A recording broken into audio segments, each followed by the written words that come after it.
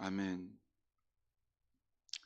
오늘 말씀의 제목은 삭개오는 어떻게 구원을 받았는가입니다. 삭개오는 어떻게 구원받았는가. 오늘 말씀에는 여리고성의 세례장인 삭개오의 구원 이야기가 나옵니다. 예수님께서 여리고성으로 제자들과 많은 사람들과 함께 가는 중에 있을 때 그 성의 세례장이요 부자인 삭개오라는 사람이 예수님이 어떤 사람인가 알고자 나왔습니다. 여기서 예수님이 어떤 사람인가 알고자 나왔다는 말은 무관심했는데 갑자기 예수를 한번 여기 지나가니까 이분 얼굴이나 한번 봐야 되겠다, 그런 뜻이 아닙니다. 평소에 예수님에 대한 소문을 늘 들었던 것을 알 수 있어요. 예수님이 오셨는데 그분이 하나님의 아들이라고 하시는데 또 늘 세리와 죄인들 이런 사람들을 가까이 하시고 그들을 기뻐하셨다라는 소식을 듣고 참 기묘하다, 그렇게 출중하신 분이 고관 대작들과 이렇게 사귀면서 정치를 논하고 또 세상의 정의와 세상의 큰 뜻을 이렇게 품을 것 같은데, 그렇게 출중한 분이 우리와 같은 죄인들, 세리들, 참 보잘것없는 사람들을 기뻐하시고 가까이 하셨다니 참 그분이 누구실까? 그렇죠? 이 오늘 말씀 속에는 그게 뜻이 담겨 있어요. 그렇게 뛰어나신 분이 정말 아직 삭개오는 예수님이 이제 뛰어난 선지자 중에 하나 정도로 생각할 수 있어요. 근데 그런 분이 이 고관 대작들과 있기보다는 이렇게 참 보잘것없는 죄인과 세리들과 함께 하시고 그들을 기뻐하셨다는 소식을 들을 때 참 별난 사람이구나, 참 기묘한 사람이구나. 근데 또 그분이 이렇게 수많은 병자들을 고치시고 또 낫게도 하시고 또 그분의 하시는 말씀이 참 이 세상 어디에서 들어볼 수도 없는 그러한 깊은 진리와 생명의 도를 말씀하신다니 그분이 어떤 분일까? 그래서 나간 겁니다. 예수님이 어떤 사람인지 알고자 나왔다는 것입니다. 그런데 그 삭개오는 자신의 키가 작고 또 예수님 주변에 사람들이 많이 몰려 다니기에 할 수 없어서 돌 무화과 나무에 올라가 예수를 보고자 했다는 것입니다. 여러분, 여기서 이게 삭개오가 그냥 평소에는 무관심했는데 예수라는 사람이 어떤 분이지? 한번 내가 만나볼까? 얼굴이나 한번 보고 가야 되겠다, 그런 생각으로 나왔다면, 이렇게 사람들이 많이 모여있고 이렇게 도저히 접근할 수 없으면 에이 그냥 가자, 다음에 또 언제 보든지, 꼭 이게 중요한 일은 아니잖아, 갔을 거예요. 그런데 오늘 말씀은 어쨌다고요? 돌무화과 나무에 올라갔다는 거예요. 그 사람이 그곳의 세례장이고 진짜 부자인데, 사람들이 마을 사람들이 다 아는데 그 돌무화과 나무 올라가서 이렇게 봤다니 아주 유치하고 지금 그러지 않습니까? 그러더라도 예수님을 알고자 하는 그 열망이 있었다는 거죠. 그런데 놀랍게도 예수님께서는 삭개오가 올라간 그 나무를 향해서 오시더니 나무 위에 있는 삭개오를 쳐다보시며 삭개오야 어서 내려오라, 오늘 내가 내 집에 머물겠다 하십니다. 어떻게 삭개오의 이름을 아셨는지 참 궁금합니다. 이 부분은 오늘 본문은 설명하고 있잖아요. 아무튼 삭개오는 급히 내려와 기뻐하면서 예수님을 자기 집에 영접합니다. 여러분 보세요. 무관심하게 그냥 한번 예수라는 사람 얼굴 한번 봐야 되겠다, 그런 마음이었다면 이 돌무화과 나무에 올라가지도 않았을 것이고, 또 그분이 와가지고 나한테 너희 집에 오늘 좀 머물겠다 하더라도 무슨 뚱딴지 같은 소리 하세요 이렇게 아마 했을 거예요. 근데 무슨 말이에요? 그의 마음속에 예수를 사모함과 예수를 만나서 자기 인생의 문제에 대해서 물어보고 싶었던 간절한 열망이 있었다는 것입니다. 그래서 예수님이 자기에게 오셔서 그 말씀할 때 즐거워하고 기뻐하면서 내려와서 예수님을 영접했다는 것이죠.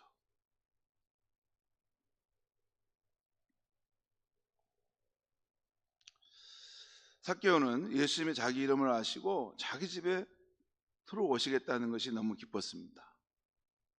그래서 대접하는 중에 자신의 지난 삶을 회개하면서 자기 소유의 절반을 가난한 자에게 나눠주고 또 남의 것을 속여 빼앗은 일이 있는 것에 대해서는 4배로 갚아주겠다 예수님 앞에 약속한 것입니다. 이런 삶의 변화는 삭개오가 이전에 이미 하나님의 나라가 가까웠으니 회개하고 복음을 믿더라 하는 이런 예수님의 말씀의 본질을 꿰뚫고 알고 있었다는 거예요. 예수님과 함께 임한 하나님 나라를 받아들일 때 그 삶은 변화된 삶이 있어야 한다는 것을 그는 알고 있었던 것이에요. 그래서 예수님을 모셨을 때 대접하는 중에 예수님, 제가 지난날 살아온 것을 생각해 보니까 참 잘못 살아왔던 것 같습니다. 그래서 내 소유의 절반을 내가 가난한 자들에게 나눠주고 또 남의 것을 속여 빼앗은 것이 있으면 4배로 갚아주는 일을 제가 해야 할 것 같습니다. 제가 지난날 참 부정하게 살았던 것을 회개합니다. 이렇게 말했던 것 같아요. 오늘 예수님께서는 삭개오가 기쁜 마음으로 자신을 영접하고 또 그 후에 그의 삶에 변화가 있는 것을 매우 기뻐하셨습니다. 오늘 이야기 속에는 그 뜻이 함축되어 있어요. 그래서 예수님은 이렇게 말씀하셨죠. 오늘 구원이 이 집에 이르렀다. 이 사람도, 이 삭개오도 아브라함의 자손이다. 이 사람도 아브라함의 자손이다요. 이 사람도라는 말의 의미는 어쩌면 마지막 최소한의 끝선에 너도 하나님의 자손이다라는 그런 의미로 지금 말씀하신 것 같기도 해요. 이 사람도 아브라함의 자손이로다. 그러면서 결론에서 예수님은 자신이 온 것은 삭개오와 같이 잃어버린 자를 찾아 구원하러 온 것이다 라고 말씀하십니다. 오늘 이 삭개오의 구원 이야기에서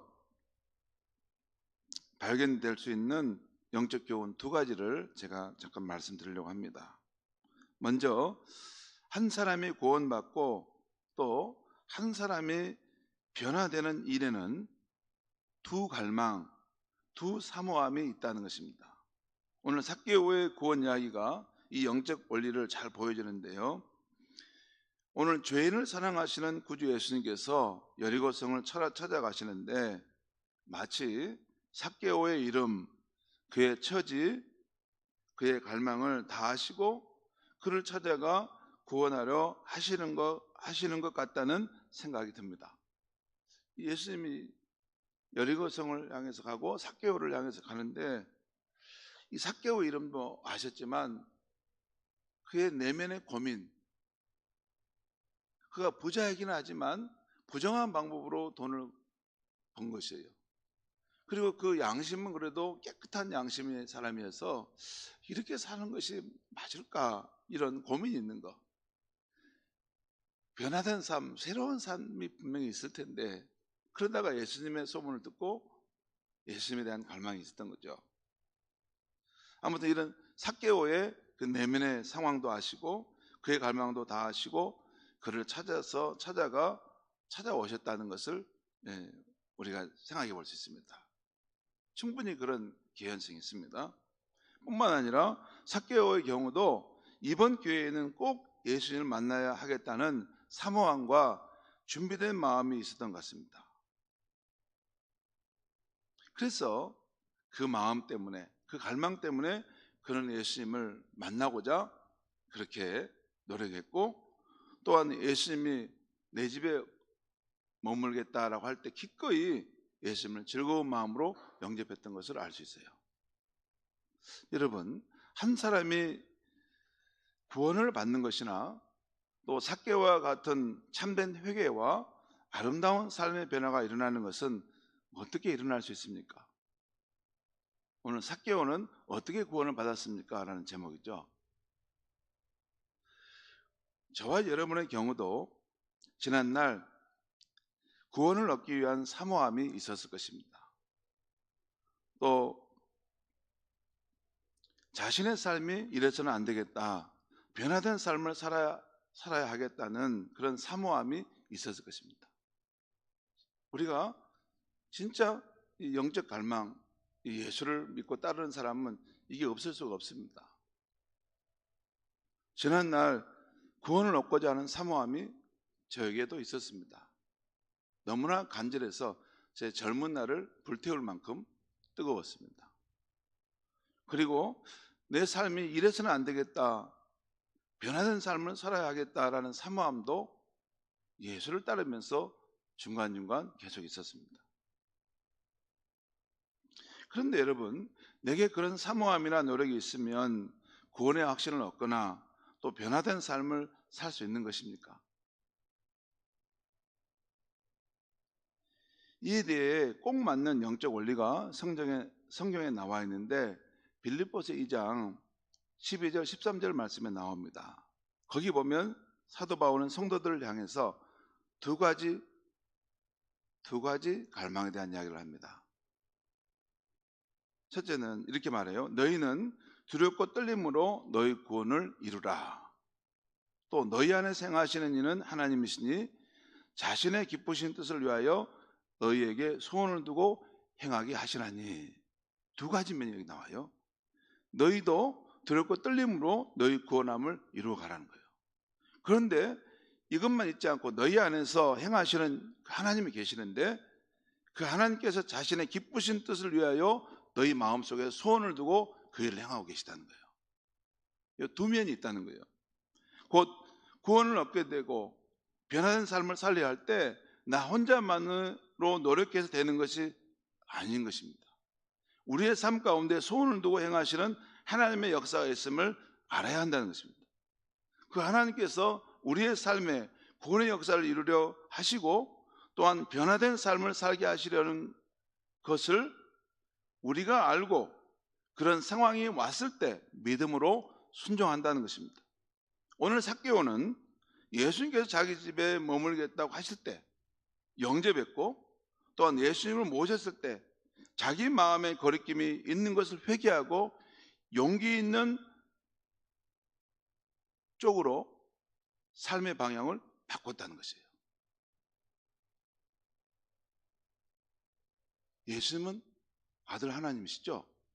그분이 자신의 삶에 왔을 때 그리고 자신의 삶에 오셔서 하나님 나라의 진리를 말씀하실 때 그 상황에서 선택했다는 거예요.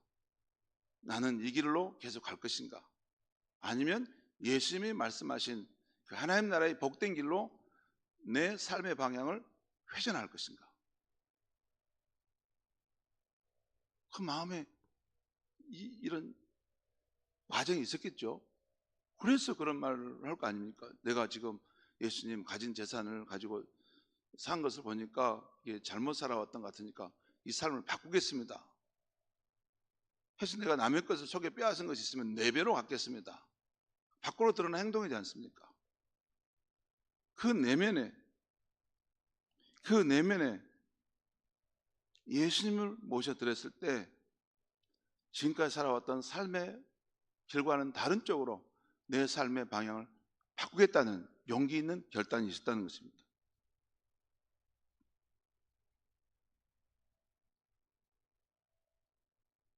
여러분, 어떻게 삭개오는 구원을 받았고 또 우리도 구원을 받고 삶의 변화가 일어날 수 있습니까? 무엇보다도 성령 하나님께서 내 삶의 환경에 살아 역사하시는 것을 믿고 내 삶의 어떤 변화를 촉구하실 때 믿음으로 순종해 보는 것입니다. 제가 어제 불교를 믿는 사람하고 제가 이야기를 하는 중에 그 느낌을 받았는데 불교를 믿는 사람은 모든 것이 마음에서 이루어져요. 마음에서 그것을 공이라고 생각하면 이거 아무것도 없는 것이고 마음에서 그것이 무엇이 있는 것이라고 생각하면 또 그것이 실제가 나타난다는 것입니다. 마음이 중요하다는 거예요. 여러분, 기독교는요 이런 마치 자기 주관적인 마음에서 이걸 있는 듯 없는 듯 있는 듯 없는 듯 그런 게 아닙니다.